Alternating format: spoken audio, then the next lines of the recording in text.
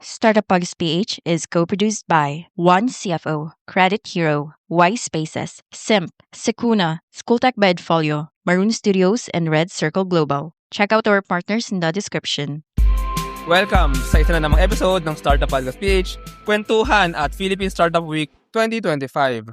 Andito pa rin tayo sa Mount Canloan Room ng Philippine Innovation Center dito sa Marikina. At ang ating kakwentuhan ngayon ay ang Sunshare. We have Sir Leandro. How do I call you, sir? Ray na lang for short. Ray, ayun. And actually, I went to Baguio nga dati. No? I did partner interview sa UC Into. Yeah. And, at saka yung sa, Taraki. But, I kind of talked kay MJ nga about Sunshare. But now, magkwentuhan pa tayo more about Sunshare. So, sir, ano nga ba ang Sunshare? Okay, so ang Sunshare, ang ginagawa namin is we allow yung mga solar panel owners natin to share their excess electricity ngayon sa community. Kasi right now, ang nangyari is yung mga solar panel owners nagja-generate na extra electricity pero nasasayang yung electricity na yun. So we want to give away na why not sell it to the community for, let's say, a cheaper price compared sa green, kumbaga. And this is Project Sunshare. This it's a DOST funded actually. Nag-end yung project ng 2022. So we're around 3.9 million yung funding. Okay. Yeah. Maybe let's not go technical pero paano yung idea lang. So paano na-store yung electricity? And then paano siya na nagagamit pa, na-share kumbaga. Share, okay. So let's say may isang solar panel na owner. So ang gagawin niya ngayon is they'll buy our smart meters. Tapos i-install dun sa bahay ng owner, and then lalagyan ng wiring yung mga from the owner to the neighbors na gusto magkaroon ng access to that electricity. So well, I don't know technicalities din ng solar pero solar cell pwede mag-charge ba? Or pwede mag-keep so from the solar, chine-charge siya ngayon to a battery. Tapos that battery, pwede ba i-distribute sa ibang Yeah, pwede naman. So using wirings na yun, yung mga nakikita niyong kable-kable.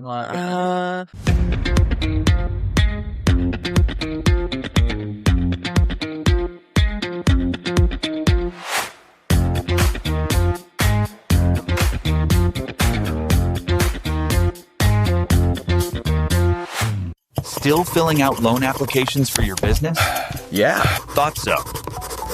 Save your time. Grow your business. With Credit Hero, one online application gets you loan offers from multiple lenders. Apply for a business loan now. Visit credithero.com. Saan ang parang plan? Paano yung doon sa funding? Paano ang plano nito of like implementation? Saan may exact location, may exact city ba? Baguio ba? Or... Okay. So ang target namin yan is magkaroon ng isang subdivision para sa pilot testing ng Sunshare. Actually, natetest na ngayon sa Baguio. So around Dawakan area siya. Sa isang neighborhood. So right now, I think yung bill ng neighbor is nakatipid daw siya ng 300 pesos by using Sunshare. Oh, malaki din yun. Medyo malaki na rin. And actually, yung pinaka-founder namin, binabayaran niya lang sa kuryente ngayon is 100 pesos dahil sa solar. So, pakalaking tipid. The main founder, si Sir Engineer Diaz. Si Engineer MJ. Yeah, MJ. Na-interview ko before about MJ Solar, yung isa pa niyang solar para installation na and then, at naalala ko na napag-usapan din doon yung Sunshare but now, this is Sunshare talaga in a nutshell. Paano nakakatipid exactly yung mga tao dun sa subdivision na yun? Kasi parang, tsaka, this is a separate, parang, kasi, when you consume electricity, nakakonect ka sa grid. Yeah. So, hindi ka nakakonect sa grid, kukonect ka na dito. Yeah, parang ganun. So, they have the, option pa rin. So, meron tayong on-grid and off-grid. So, let's say, may option pa rin yung, let's say, consumer kung kukuha ba siya ngayon sa grid or kukuha siya through Sunshare. So, yun yung option. And if through Sunshare, libre ba yun? Kasi parang shared yun ng okay. Paano ba yun? Not really.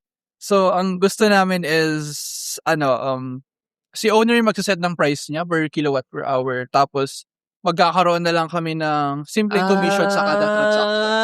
Plus, kung yung another revenue model is yung pagbenta namin ng smart meters namin. So, you cannot sell or share your electricity kung wala yung smart meter. Galing. So, parang naging business for the for the owner nung Sunshare. Ganun. Kasi Kasi nga sayang nagge-generate ka ng electricity pero napupunta sa waste. So why not try to sell it na lang to them? tsaka parang ito yung next step sa mga tao nag-solar panels Yeah, tama. na na-over electricity naman, di ba? So sayang naman yun. So pwede palang pagkakitaan yun. Yeah, So tama. para pagkakitaan, bili ka muna ng smart meter para nga ma-record kung ma-measure kung ilan yung electricity na pwedeng ma-share. Tapos pag nakaka-share ka, paano ba? So pag may ibang gumagamit, nare-record sa smart meter, then pwede mong so may metro ka. May metro sila, ikaw yung babayaran. Parang Yeah, ganun. parang So parang naging mini Meralco, naging mini Parang- mini electricity company. yeah, parang ganun. Parang energy provider na rin kami. Oo, Ganun. ang galing. Pero syempre maraming regulations na right now na we are trying to solve. So Yeah, magkakaroon kami ng meeting muna with DOE to clarify. Pero this is the future. Wow, this is the Yeah. future. Yeah, kasi by 2030 parang around 30% dapat yung energy source natin sa Pilipinas is sa renewable energy na. So yun Tsaka din. I mean, not just, malaking bagay yung pagiging renewable energy na hindi fossil fuel. Tsaka, kumbaga, ang pinagagalingan, coal, hindi ang pinagagalingan energy, kundi renewable, so does not hurt the environment that much. Pero, for me, baka medyo medyo controversial. Kasi, I mean, Meralco, mga big electric companies, Yeah. grid, kumbaga hindi lang controlled ng isa or ng few entities yung electricity distribution tsaka electricity providing, kundi nasa power ng bawat isang tao. Yeah. Diba? So yung sun, dun kumukuha yung mga tao ng energy, electricity, and then yung bawat tao, bawat household actually, electric company na nga rin, electric provider na rin. Yeah. Ang galing. Anyway, sige, about the about this as a startup. Although, when I met, so si Sir MJ Deus ang main founder. Ikaw ba, sir? So in Sunshare. Okay, ang quick story lang about Sunshare. Yung Sunshare kasi nag-originate siya from our interns actually sa TBI namin. So may 3 interns before na sa TBI na about sila, mga data analyst, data engineering, mga ganun yung work nila sa office. And then pag nagpapa-intern kasi kami sa office that we must ensure na every intern is magkaroon ng startup idea. Tapos yun hanggang sa na-develop nila yung Sunshare, in-apply to DOST, and then si DOST finance siya. Pero wala pa ako sa founding team. Okay. So ang meron pa lang nun si Engineer Deos and Dr. Telma Palawag of UC. Then after nun kasi, pagka-graduate ng students, so hindi na, syempre, typical student startup path. After graduation, hindi na natutuloy yung mga ideas, mga yan.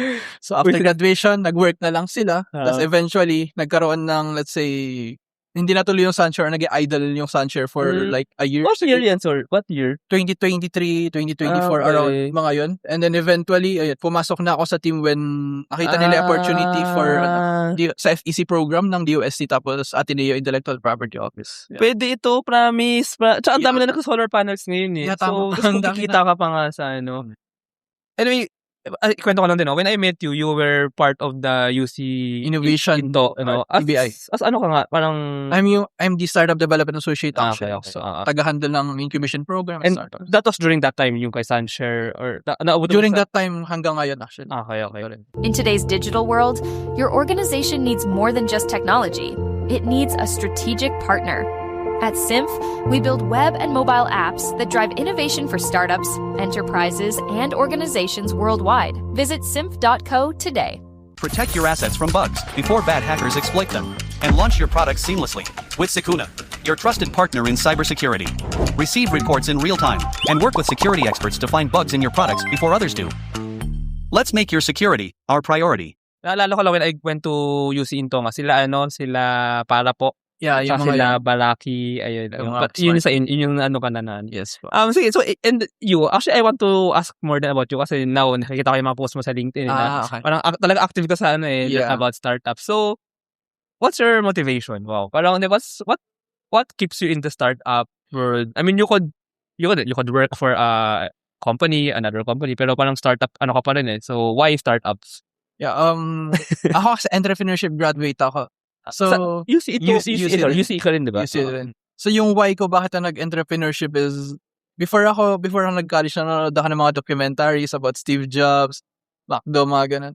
Ang ganda lang sa feeling na meron kang, let's say, mission sa mundo. Like, there is something na you can contribute to the world. Tapos, di ko alam saan ko nabasa to. Like, ayaw mo mamatay na lang na wala ka naman lang naiambag sa mundo. Like, may responsibility rin tayo for the world. Something na ganun. So I think yun yung why ko, to create something meaningful na to leave para sa next generation. Mm-mm, to And make also, sa Baguio kasi is, yung startup ecosystem is parang, let's say, pababa. Kasi nung college Hindi naman, ako, ay talaga ba? Ayaw mo.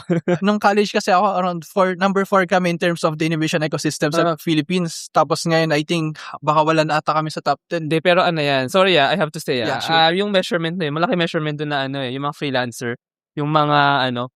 ang Baguio, hindi kasi beach nasa beach ang mga freelancers Kaya ang umangat, di ba sila, yung mga seaside mga Cebu, Cagayan de Oro, tsaka mas marami foreigners doon. I Yeah. think it's also I think marami din mga foreigners sa Baguio because of the climate, no? Malamig. Is ko na nga mag-Baguio Sana mag-Baguio ako soon. Ito, mga Miss Universe questions. Wow. What is startup success for you? Wow. Startup success, seeing na yung ginawa mong solution or product is nagagamit ng community and then happy yung community, satisfied yung community about that one thing or idea that you made. I think yun yung success sa akin. Not really, syempre kailangan ng revenue but not solely on the revenue itself but also to the mission, to the impact that you give to the community. Miss Universe. What is the most challenging part of building a startup or sa Sunshare? Ayun. Okay. Siguro sagutin ko siya in 2 ways. As a founder and siguro as someone na nag-handle ng TBI. Siguro as founder, challenge is yung uncertainty talaga. Like, nag-invest ka sa startups na knowing na di mo alam kung kailan ka, let's say, magsa-success, mag-fail, mga ganun. Pero at the same time, na-enjoy mo yung journey. You love the excitement about uncertainty. Ganun. In terms of, let's say, the TBI perspective naman, I handle startups. Kasi nag-handle ako student startups Medyo mahirap. So, nagtatanong-tanong ako sa different TBI sa Pilipinas, ano nga ba yung, let's say, pattern sa mga successful student startups? Natanong ko na rin, sabi, wala daw talaga. Mahirap. Pero you are investing long-term kasi pag sa mga student startups. Like, no, in our side kasi, farming may mga binibigyan na KPIs sa'yo, like, you need to generate this X amount of revenue, mga ganun. Pero, hindi mo nga ma-achieve kasi nga, syempre, student founders tong mga to. At the end of the day, kailangan nila kumita ng pera after graduation. Napaisip tuloy ako. Pero how you, may mga dito sa mismong Philippine Startup Week where we are now, may mga successful student startups dito Have you, check sila, mag-name drop na ako. For example, top of my mind, sila Code Champ from Cebu. Meron pa akong mga naiisip, pero wala pala sila dito. Pero, parang wala nga pattern actually. So, malaking part pa rin talaga ang luck. Pero I believe yung for them, ang naging successful sila, yung technical knowledge, malaking technical knowledge. Naging advantage yun na nakabuo ng technical product. Tapos, nag-go. So, yan. Siguro, yung support system rin siguro, like, I think from mga CDO ata sila, mga ganun, like, grabe yung sa CDC. Oo. Baka sa Cagayan. Sila rin pala, I think nag-start din ng student yun, sila Bentamo, if you heard, sa Cagayan de Oro. Yeah. But anyway, sige. Pero malaking gusto ko pang aralin din yun mga student startups. Marami ako, may mga interview pa ako na nag-succeed But, ayun. Next time, mas mag-usapan natin yan. At saka, question pala about sa challenge na kasi challenging ba kay Sunshare na maghanap ng mga subdivision na mag-a-adapt or ng mga tao na mag-a-adapt? Actually, madali lang mag-onboard yung mga subdivisions or let's say yung mga target talaga namin mga users. Ang mahirap sa amin right now is more on the regulations itself. So, kailangan namin kausapin yung mga kay DOE nga? Or mga Meralco or Beneco, mga ganun. Plus, DOE to comply kung anong mga certification na kailangan. Simpleng, let's say, pag-setup pa lang ng meeting with them, napakahirap na kasi masyadong busy, laging namumove yung mga meeting. Hindi nga, dapat hindi ganun dapat, oo. Pero, gets. Yeah. Education is evolving, and so are we. Introducing SchoolTech by Edfolio, your all-in-one school management solution. Built for schools of all sizes, SchoolTech bridges the gap between school and learning management. Driven by passion, SchoolTech makes educational technology accessible, affordable, and easy to use for schools everywhere. With an integrated approach, SchoolTech simplifies management across different departments and enhances efficiency in operations. SchoolTech transforms the way schools manage, teach, and learn. SchoolTech, taking school management solutions to the next level.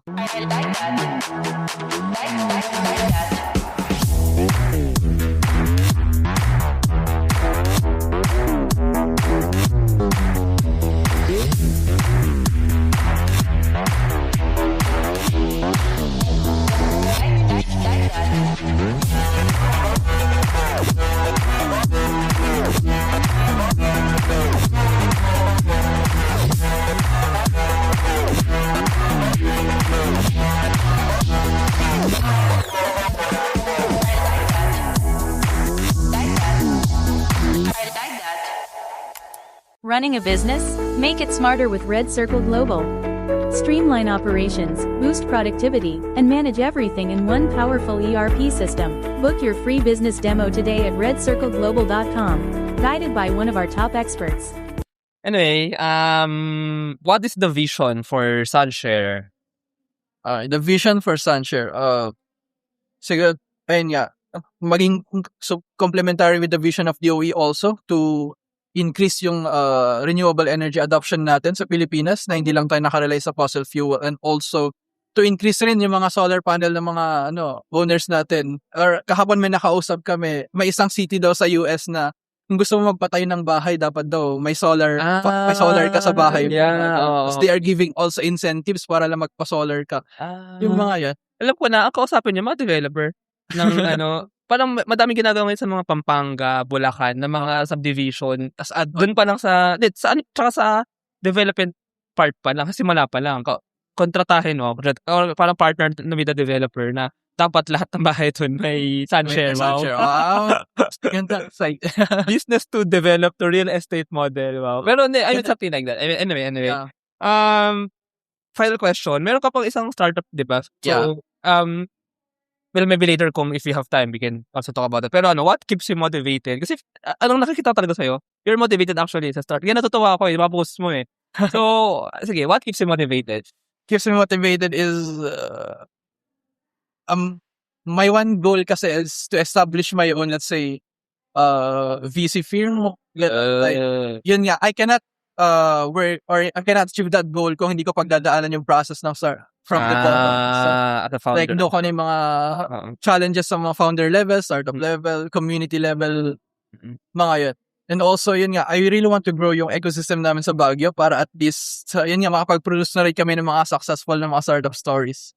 Balik ako dyan, nasa Baguio, bag-interview. Yeah, sure. Ayun, sige, actually, yun. Thank you so much, Leandro, Ray.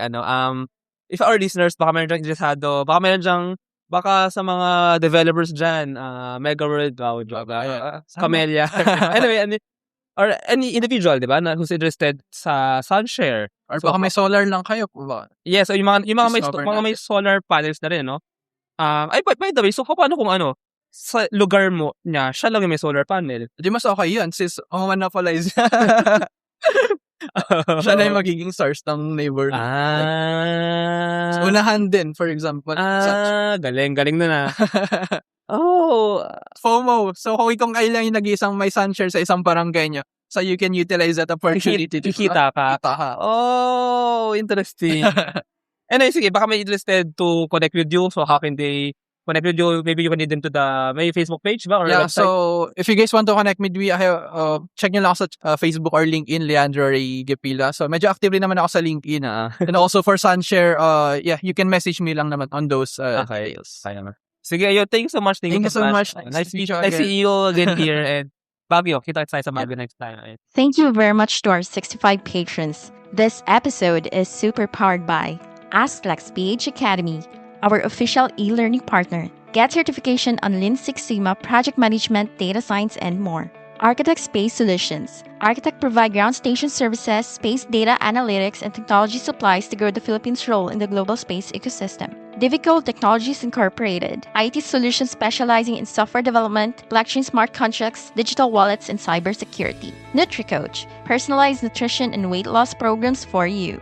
Argum AI. Make smarter decisions by presenting both sides of an issue as argued by two distinct AI models. Pixel by Implement. Turn content into opportunity, grow deeper connections, and earn more. Only with Pixel. Sign up at pixel.implement.co. School of Profits. Filipino-led community for aspiring freelancers, VAs, agency builders, and online earners, built to help you start, grow, and earn online together.